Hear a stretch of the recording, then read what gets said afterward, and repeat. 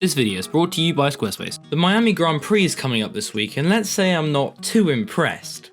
And now that I've seen the onboards, yes they are from Assetto Corsa, but still, it looks pretty rough. Rough enough to maybe be the worst F1 track ever. Well, let's go over it and see. But before we start, let me just say this. I'm all for more races in America. The party aspect and the hype around Miami is awesome. I just hope that more tracks have it. There is clearly a sense of anticipation for this race, but most of the action seems to be taking place off track. But what about the track itself? Could it be the worst track Formula 1 has ever gone to? Let's find out. In my opinion, there are four main aspects that make this track potentially one of the most boring, uneventful and mundane races on the calendar. The first are the walls. These big frickin' walls. Most tracks that F1 fans don't like contain walls. An example could be Sochi or Abu Dhabi. On the flip side, it also makes life interesting. For example, something like Monaco or Singapore, where the walls can punish drivers for their errors. But all in all, I'm not a fan of walls. It's not a proper racetrack, so they have to put these little barriers up to protect the surrounding area. And that leads me straight on to my second point. The fact that it's not a racetrack, it's built on a car park.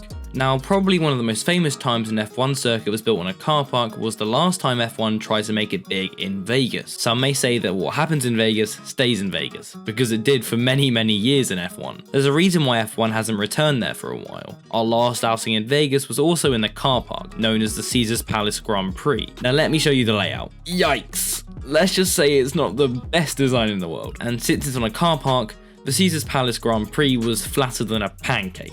And then when thinking about most good F1 tracks, a lot of them have elevation change. I mean, there's obviously Spa, which is my favourite track, and it probably has the most obvious elevation change in Eau Rouge. And then there's Interlagos, which is pretty much on the side of a hill, and it's also a great F1 track. And then again, I'm going to talk about Sochi, which is probably flatter than the flattest pancake on the planet. Also, I apologise, because this might just become a trash talking video about Sochi. I'm not a fan of that circuit at all, and I'm so glad we're not going there anymore. So yeah, by building it on a car park, it doesn't make it awfully interesting. Yes, it has like the slightest elevation change with a bit of built-in stuff there, but nothing major. So yeah, it's going to be pretty boring, which leads me perfectly onto my third point. Wow, these segues are just amazing, aren't they? Before I continue, let me talk to you a little bit about Squarespace. Squarespace is the all-in-one tool to create a beautiful website. Whether you're an artist wanting to show your new portfolio to the world, or create an online store and start the next big clothing brand, or you can create an insightful, clean and sleek looking blog, Squarespace is the place for you. You also don't need any coding experience at all, and you can just create a beautiful website. It's just drag and drop and you're ready to go. So if that sounds good to you, head to squarespace.com using my link below and create your website for free. It's only when you want to publish it when you should use code CARSOCONNOR for 10% off your first domain name. Thanks Squarespace, and be sure to check them out. On with the video. In my opinion, the track doesn't have a lot going for it in terms of character. I think what they're trying to do here is manufacture it to be a spectacle for the fan. And I mean, I've no problem with that. But we also got to think about the millions of people who are watching it at home. They even built a Monaco style yacht club there for watching over the track. And then there's obviously the elephant in the room, which is the Hard Rock Stadium, home of the Miami Dolphins. I think that's what they're called. And yeah, I also think it's cool that we have some like sport complex there with like some tennis courts and the Miami Open. But again, it all kind of reminds me of something like Vietnam and Hanoi. I know we never actually raced there, but I've played it loads in the 2020 F1 game, and it kind of gives me the same vibes. Not very interesting. And that's the overarching theme of this video. It's just plain boring. And to add insult to injury, it's awfully narrow.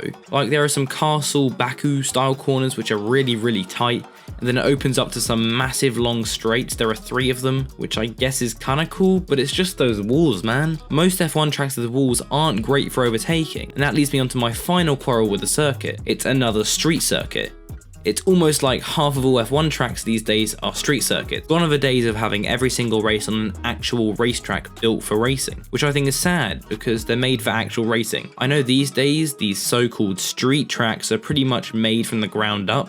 I mean, look, there's Jeddah, which is called a street track, but they built loads of roads and stuff, an extra track for it. And the same thing happened with Miami, but they're not proper racing tracks, which are usually built in the middle of nowhere, so they have the space to do what they like, not build it around a stadium so they can bring people in. So will the Miami Grand Prix be the worst race of the season? Well, so far I'm gonna say no. I mean, we haven't actually raced there yet, so I can't tell. But just remember, we do have Monaco, which is probably the worst racetrack ever. I mean, let's be honest, if Monaco was designed in this day and age, people would hate it loads more. But I think it's similar because of the party and the hype around it. I mean, Monaco is also a spectacle. And at this Grand Prix, we do have a couple straights, which seem to be good for overtaking with the 3 DRS zones. So hopefully overtaking will be good, but I guess we'll find out soon enough.